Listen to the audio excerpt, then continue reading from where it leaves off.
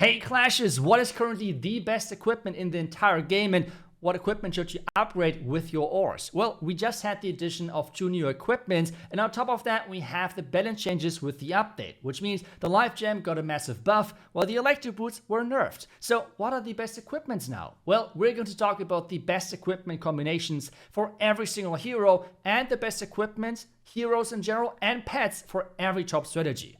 A quick reminder from my side though, if you're thinking about buying anything from the in-game shop, make sure that you're supporting your favorite content creator out there. If you want to support me, it's creator code iTzu, I really appreciate that. But now let's get started with the Barbarian King. And for this one, no big surprise, but the snake equipment is not on the list. Instead, we have the gauntlet or the spiky ball with the earthquake boots being the #1 combination. Yes, spiky ball earthquake combination was nerfed, but you can still take down most of the base with the press of one button. And that's just still insanely strong. With that, it is still the #1 combination. But it is a shared #1 spot, because the gauntlet is doing an incredible job as well with the earthquake boots together. The one option with the spiky ball and earthquake is just a massive damage in 1 second. While the gauntlet is just turning your king into an incredible tank, which can be really helpful for a lot of strategies as well. So make sure that you're picking the equipment combination based on the strategies. Don't worry, we'll talk about that at the end of the video as well. Next combination is the gauntlet with the rage ball. Yes, it's coming back. It was never really bad. The only reason why it was not used as much is because of the oppressive factor of the spiky ball and the earthquake boots. This is why people just did not really use it. But something you can still use as well is just double epic. It's just the brute force combination, because this is a lot of base stats. This just always works as well, quite solid. And this is why it's my #3 recommendation, because it is quite expensive as well. Next one is the Archer Queen. Healer Puppet is the name of the game for her, and it's all about the synergy with that equipment. A great synergy has the magic mirror, but another combination on the second spot is with the giant arrow. Most people in higher legends are running the healer puppet with the giant arrow. The main reason for this is that, well, just to make sure that you can counter invisibility towers. But if you're taking a clan war or anywhere where you can make sure that you won't attack an invis tower base, the most power the Archer Queen can possibly have is with the healer puppet and the magic mirror. It's just an incredible combination. But if you're a queen charge attacker, for example, then you want to go for recommendation #3. If possible, go for the magic mirror with the frozen arrow. It is really expensive because double epic, but still it's worth it. But if you don't have the magic mirror, you can still use the invisibility vial for having the extra protection on the Archer Queen. Overall, #3 is for queen charge attackers, and you will be really successful for that. But with that, we're coming to the next hero, to the newest edition of heroes, which is the Minion Prince, and as well his new equipment. Well, it is not really in the top position here, because let me explain how I see currently the metal pants for the Minion Prince. You remember how the Valkyries were one of the worst troops in Clash of Clans for a long time?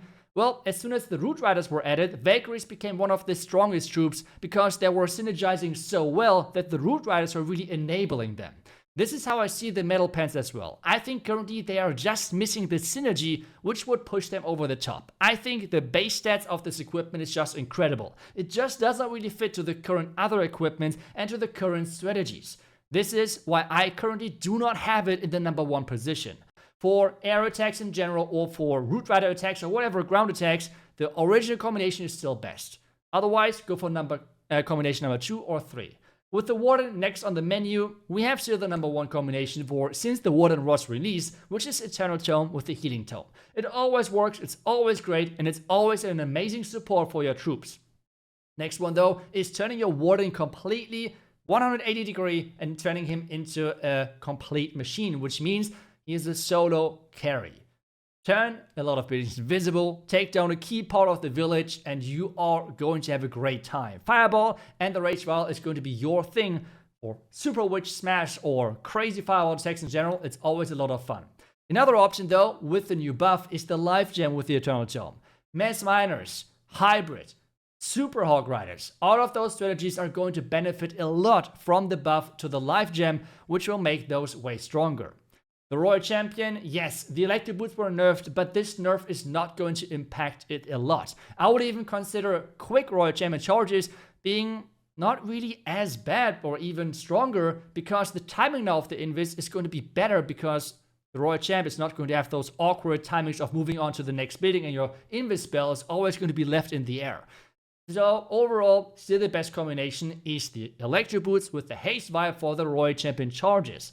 If you're going for something where you have where you want to have more protection, it is just Electro Boots with the Hog Rider puppet. Both works amazing. Royal Champion charge wise, Haste Vial. If you want to go for protection, just have the Royal Champ going around some other ground troops, it's always the Hog Rider puppet. You can go double epic as well if you want to combine it with the Phoenix. That works great as well. Otherwise, if you're going with arrow attacks, the shield and the spear is the way to go to take down a huge part of the village just for the Royal Champion on their own. But I think we should move on to the top strategies and what the best equipment for each strategy actually is. Let's get things started with the Mass Rocket Loon and the Fireball Warden charge, which should be a little bit stronger with the new healer level. Well, the combination is quite common, which means you have a lot of flexibility with your king. Spiky Ball Earthquake should be the name of the game here though, but Warden, pretty obvious. Fireball is amazing. For the Royal Champion, you have many options, to be honest. I like to go with the Rocket Spear and Shield, but you can go with the Electric Boots as well. Like, pretty much anything works here. Like, this strategy is quite flexible when it comes down to the Royal Champion, for example. Move on is all of the dragon attacks. Yes, I'm showing super dragons right now, but this is just like a, you can put any dragon attack in here, like regular dragons, dragon riders, whatever, as long as you're just like, it's just spamming them in. This combination then is for you, which means you want to go with the Healing Tome or the Rage Gem with the Eternal Tome together, and otherwise you can go with King or the Royal Champion. It's totally up to you. King equipment were nerfed so that you can go for the shield and the rocket spear to have a great power where you can take a huge part of the village. It's going to be really strong. But again, let's move on with the Titan strategy. This strategy is played by Gaku a lot. If you want to get into it, I can recommend you Gaku's YouTube channel where he's showing all of his attacks. And it's just insanely strong. It kind of works like the Root Rider one, but you just have to bring a jump instead. As well, you have to bring the King because you're still relying him on opening the compartments. Since you're using Titans, you have already enough tankiness, so you don't really need the Gauntlet. Instead, you want to have as much damage, and you want to have the ability to open up compartments. As well, even though you're using a Royal Champion charge, you need the extra protection of the Hog Rider puppet. This is why you're bringing this one instead of the Haste Vial. Next one is just the Mass Root Riders. As well, no Royal Champion charge, no fancy opening, just the Mass Root Rider, which is just still so powerful because you can just overpower most of the bases. For this one as well, the Electro Boots with the Hog Rider puppet to make sure you have this extra protection. Otherwise as well, you have the Healer puppet with the Giant Arrow on most of those attacks. If you're in Legends, if you're in Clan War, go for Healer puppet and Magic Mirror as I explained earlier. For the King, both works. Rage Vial and the Gauntlet or the Earthquake Boots with the Spiky Ball. You don't need the Earthquake Boots as much because the Root Riders are going to open the compartments anyway.